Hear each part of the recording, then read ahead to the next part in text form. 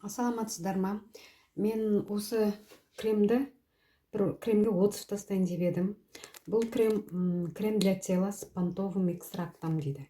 Өте жақсы крем екен. Мен осы қолданғаныма где-то бір ай болды алғаныма, бірақ бір аптадай қолдандым.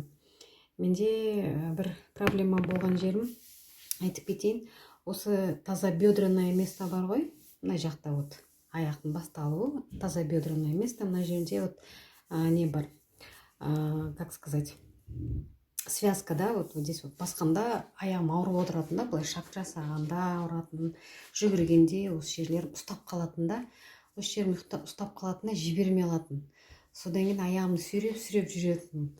Сол үшін осы кремді алып қолданып көрейінші деп жаға бердім. Таңертең кешкісін жаға бердім. Бір аптаның ішінде мен уже результатын көрдім. Өте жақсы екен. Бәріңіздерге рекомендую осы кремді.